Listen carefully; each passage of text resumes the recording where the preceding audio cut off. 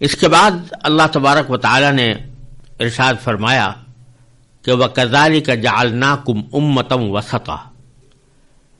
یعنی مسلمانوں سے خطاب کر کے فرمایا کہ اسی طرح تو ہم نے تم کو ایک معتدل امت بنایا ہے، لِتَكُونُوا شُهَدَاءَ عَلَى النَّاسِ،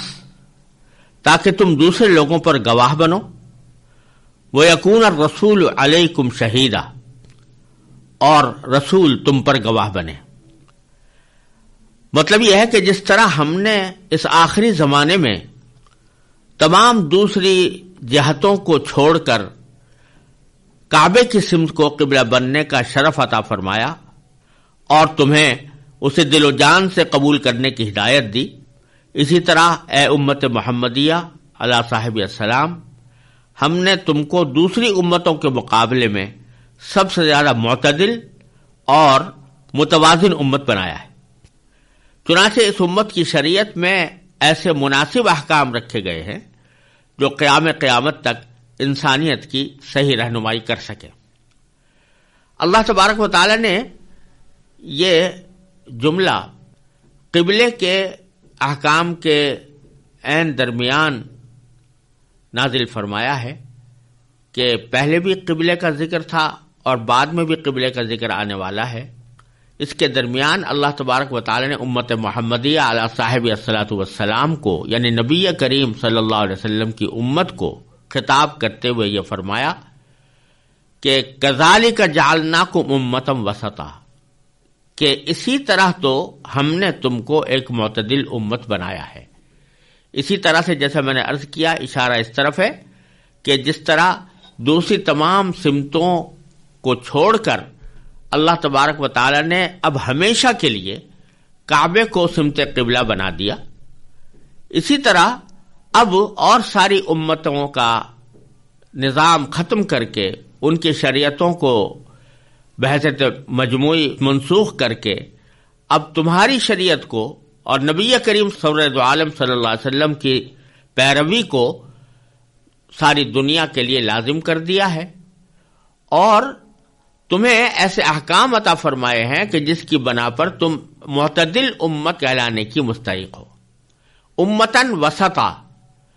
وسط کے لفظی معنی عربی زبان میں ہوتے ہیں بیچوں بیچ، یعنی کسی کے بھی عین سینٹر میں جو جگہ ہوتی ہے اس کو وسط کہا جاتا ہے، اور مراد یہ ہے کہ امت محمدیہ علی صاحب الصلاۃ والسلام کو اللہ تبارک و تعالی نے ایک ایسی صفت عطا فرمائی ہے اعتدال کی کہ اس کو دیے ہوئے احکام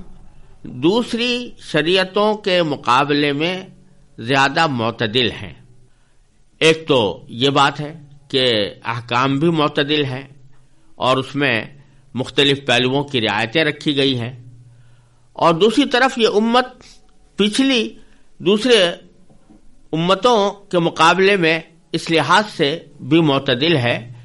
کہ پچھلے انبیاء کرام علیہ الصلوۃ والسلام کی امتوں میں بعض تو وہ تھے جنہوں نے اپنے پیغمبروں کی نہ صرف تکذیب کی بلکہ ان کی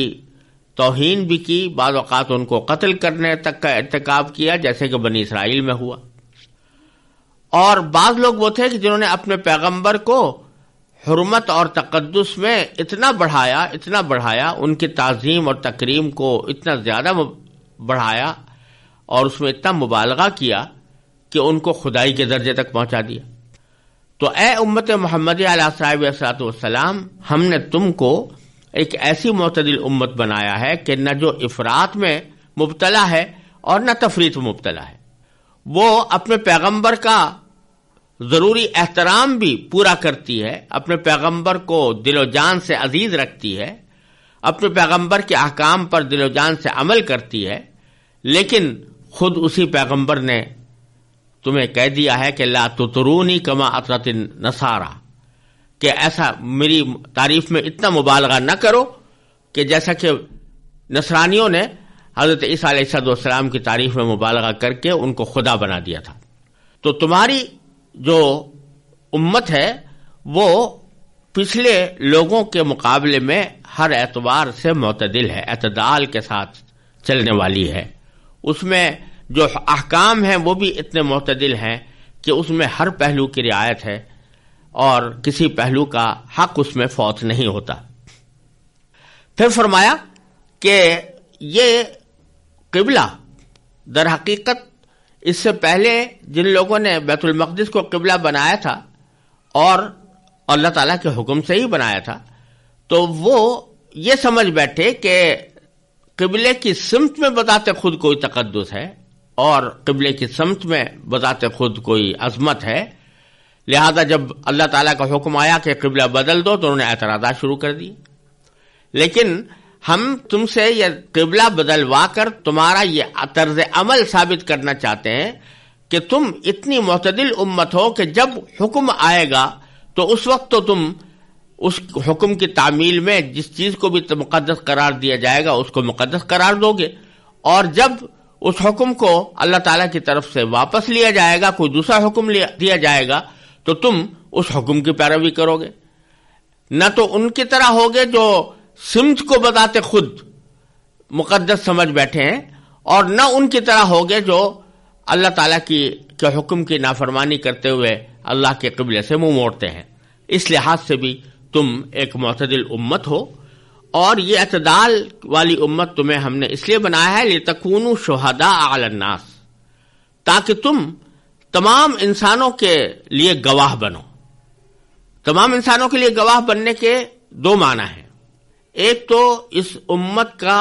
دنیا کے اندر دوسرے تمام انسانوں کے سامنے گواہ بننا، جس کا مطلب یہ ہے کہ یہ امت دوسرے تمام انسانوں کو ہدایت کا راستہ دکھانے کے لیے اور حق کی گواہی دینے کے لیے پیدا کی گئی ہے۔ جیسا کہ پچھلی جو امتیں ہوتی تھیں ان کو اپنی قوم کی حد تک ان کے احکام محدود ہوتے تھے، اور اگر کوئی دعوت ہے یا تبلیغ ہے یا تعلیم ہے تو وہ اپنی قوم کی حد تک محدود ہوتی تھی۔ لیکن چونکہ نبی کریم صلی اللہ علیہ وسلم پوری انسانیت کے لیے مبعوث ہوئے، کسی خاص قوم کے لیے نہیں، لہذا آپ کی امت کو بھی اس کام کے لیے مقرر فرمایا گیا کہ وہ دوسرے تمام انسانوں تک حق کا پیغام پہنچائیں اور حق کی گواہی دیں۔ تو دنیا کے اندر تو ان کے حق کی گواہی یہ ہے کہ وہ دنیا تک حق کا پیغام پہنچاتے ہیں، اور یہ قرآن کریم کی دوسری آیت سے بھی معلوم ہوتا ہے جس میں اللہ تبارک و تعالی نے فرمایا کہ کنتم خیر امت اخرجت للناس، کہ تم بہترین وہ امت ہو جو لوگوں کے فائدے کے واسطے پیدا کی ہے، یعنی دوسرے لوگوں کو حق کا راستہ دکھانے کے لیے پیدا کی گئی ہے اور حق کے راستے کی طرف بلانے کے لیے پیدا کی گئی۔ تو دنیا کے اندر ان کی شہادت کا تو یہ مطلب ہے، اور آخرت میں بھی یہ دوسرے لوگوں کے لیے گواہ بنیں گے۔ اس کی تفصیل صحیح بخاری کی ایک حدیث میں یہ بیان ہوئی ہے کہ جب پچھلے انبیاء کی امتوں میں سے کافر لوگ صاف انکار کر دیں گے کہ ہمارے پاس کوئی نبی آیا ہی نہیں تھا، تو نبی کریم صلی اللہ علیہ وسلم کی امت کے لوگ انبیاء کرام کے حق میں گواہی دیں گے کہ انہوں نے رسالت کا حق ادا کرتے ہوئے اپنی اپنی امتوں کو پوری طرح اللہ تعالیٰ کا پیغام پہنچا دیا تھا، اور اگرچہ ہم خود اس پر موقع پر موجود نہیں تھے لیکن ہمارے نبی کریم محمد مصطفیٰ صلی اللہ علیہ وسلم نے وحی سے باخبر ہو کر ہم کو یہ بات بتلا دی تھی، اور ہمیں ان کی بات پر اپنے ذاتی مشاہدے سے زیادہ بھروسہ ہے۔ دوسری طرف رسول کریم صلی اللہ علیہ وسلم اپنی امت کی اس بات کی تصدیق فرمائیں گے، چنانچہ فرمایا گیا کہ وَيَكُونَ الرَّسُولُ عَلَيْكُمْ شَهِيدًا، کہ رسول تمہارے اوپر گواہ بنے۔